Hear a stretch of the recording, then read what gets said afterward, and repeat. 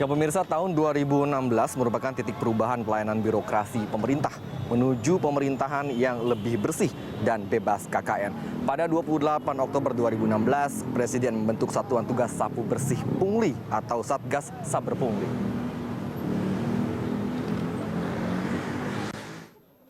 Tahun 2016 merupakan tahun yang spesial bagi upaya mewujudkan tata pelayanan pemerintahan yang bersih dan bebas KKN.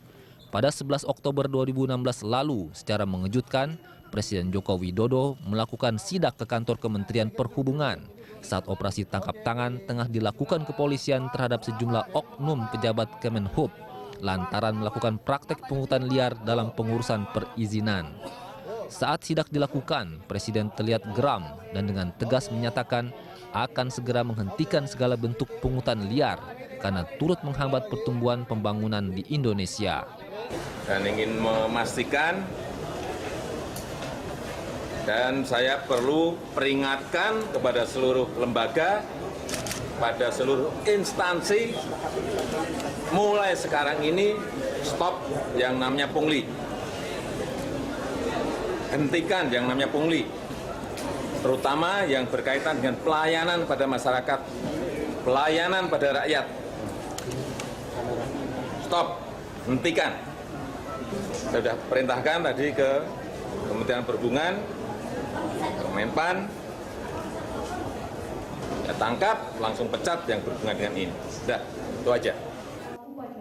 Ucapan Jokowi bukan omong kosong.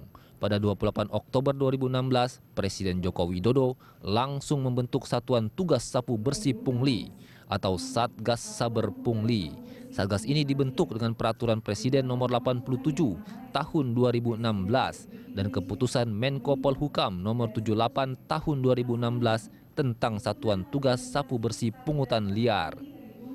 Tidak tanggung-tanggung, Menteri Koordinator Bidang Politik, Hukum dan Keamanan Wiranto langsung ditunjuk sebagai pengendali sekaligus penanggung jawab.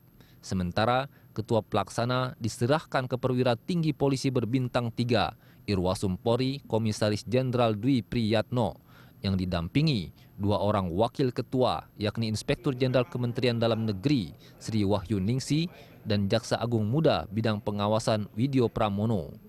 Bersama mereka, sebanyak 224 anggota Satgas yang berasal dari sejumlah instansi pemerintah bidang Polhukam juga turut dilantik. Meskipun baru dibentuk, tim Satgas langsung unjuk gigi. Mereka bergerak cepat melakukan serangkaian tindakan ekstraordinari terhadap para pejabat negara yang diduga melakukan praktek pungli. Di antaranya seperti operasi tangkap tangan yang langsung meringkus pelaku ketika tengah melakukan aksinya. Hasilnya, dalam rentang waktu hanya 2 bulan, sebanyak 41 operasi tangkap tangan telah dilakukan oleh Satgas Saber Pungli. Operasi tangkap tangan terhadap pelaku pungli yang dilakukan secara masif oleh tim Satgas ini dinilai cukup efektif sebagai shock terapi. Sejumlah laporan menunjukkan bahwa beberapa instansi yang sebelumnya kerap dikeluhkan warga lantaran maraknya praktek pungli tiba-tiba menjadi bersih. Tidak hanya itu, dukungan dari masyarakat atas peran Satgas ini juga terbilang cukup besar. Menko Polhukam Wiranto selaku pengendali dan penanggung jawab Satgas Saber Pungli pernah menyatakan bahwa ketika baru 50 hari Satgas dibentuk telah menerima 17.600 laporan masyarakat mengenai adanya praktek pungli melalui kanal pelaporan yang diinisiasi oleh Satgas. Tentu banyaknya laporan dari masyarakat ini bisa ditanggapi beragam. Di satu sisi bisa menggembirakan karena menunjukkan besarnya antusias warga dalam mendukung upaya pemberantasan pungli. Namun di lain sisi, hal ini mengindikasikan bahwa pungli memang telah merajalela dan merusak tatanan birokrasi pelayanan publik di negeri ini, terbukti dengan banyaknya praktek yang dilaporkan oleh masyarakat. Semoga saja cepat atau lambat aktivitas pungli yang meresahkan ini dapat segera diberantas di tahun-tahun mendatang, seiring dengan terus menguatnya Satgas bentukan Presiden Joko Widodo ini.